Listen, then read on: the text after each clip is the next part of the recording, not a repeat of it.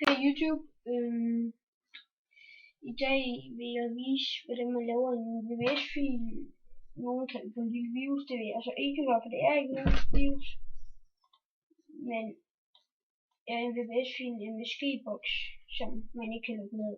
Det kan man faktisk godt. Ja, det er ikke bare lige at trykke kryds. Okay, vi kan lige vise, hvordan det fungerer. For eksempel, vi har sådan ting her.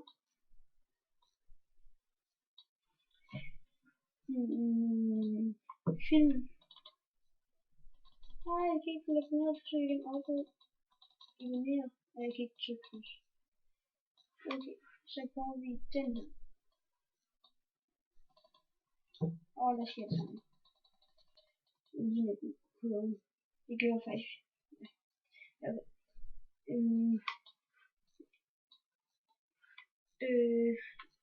Så vil jeg vise, hvordan man laver det. Så højreklik, ny, tekstdokument, og på engelsk er det så YouTube. Ja. Okay, og det var ny, og så tekstdokument. Og på engelsk, jeg kan ikke huske, hvad det hedder, men det er i hvert fald ja. Så det er kommet til at være nede i det har jeg lige taget kopier. Det kommer til at være nede i, hvad hedder det, beskrivelsen. Det, okay, så starter vi fra du og lu. Den to ting betyder du og lu, det vil sige, at den kan ikke, altså det kan ikke løbe ned, det kan I se her. Afbrud. Den kan ikke løbe ned, det kan ikke lade sig gøre. Det kan ikke lade sig gøre løbe ned. Og så her, det er hvad der skal stå i den her. Det første, det er hvor der skal stå, jeg skal have en virus for eksempel. Altså,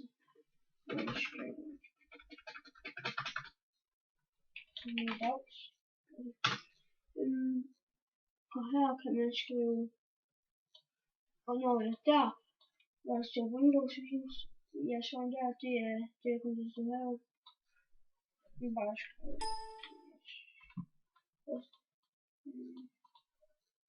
det kan man ikke.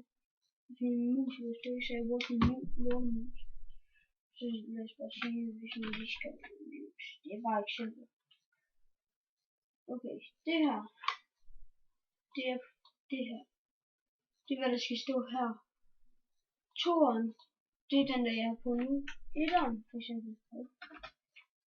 Etteren, jeg tror bare Ctrl S. Når jeg har gjort det her, hvad er det så I skal, så hvis I vælger det og siger vælg 1, så søger I gem som punktum VBS. Og det er meget vigtigt, fordi det ellers virker ikke. Og filer, det behøves ikke, eller det ved jeg ikke, det tror jeg måske. Så søger vi gem. Ja.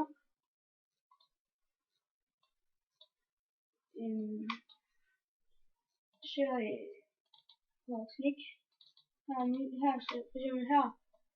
Det her, det var nummer 1, og det er nummer 2. Den her. Der kan man faktisk ikke trykke kryds, og det kan man så godt have, når man kommer op igen. Og her kan man trykke på afbrud, så mere. Okay, så på stor 1'eren, og det der andet, og den her, det var 2'eren. Og så trykker højreklik og redigere. Så prøver vi til 3'eren. Ctrl S, bare tryk Ctrl S. Det er det samme som at trykke gem. Der, så den her. Ja, nej eller annulere. Og så er der også kryds. Så er der også 4. Den her synes jeg er en af de bedste. Fordi der kan man kun studere og nej, og man kan ikke til kryds. Ja. Så er der 5'eren.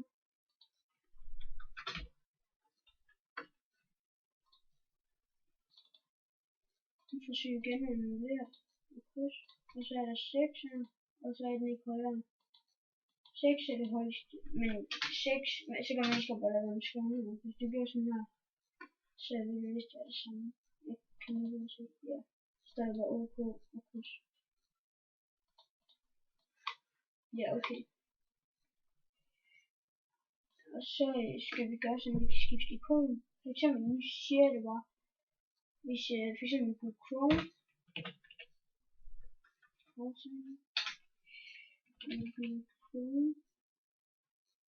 Det er højreklik og egenskaber. Hvis det er lige det, I vil have. Skift ikon på Chrome. Så gør I det. Og Ctrl C, og så kopierer I. Kryds. Og så laver vi opret genvej. Simpelthen. Egenskaber. Skift ikon. Og så tager jeg Ctrl V for at sætte det ind. Så den der. Ja. Det er den normale. Og så OK. Så kan vi tage der. Omdøb.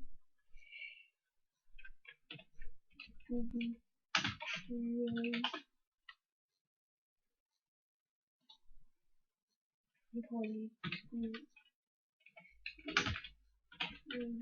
Jeg er lige nødt til at kalde 2 bare. Det er rigtigt. Når I har den, men I må ikke slette den der. Hvis I sletter den her, så virker den ikke. Så hvis I lige laver en mappe, der hedder, hvad nu det hedder,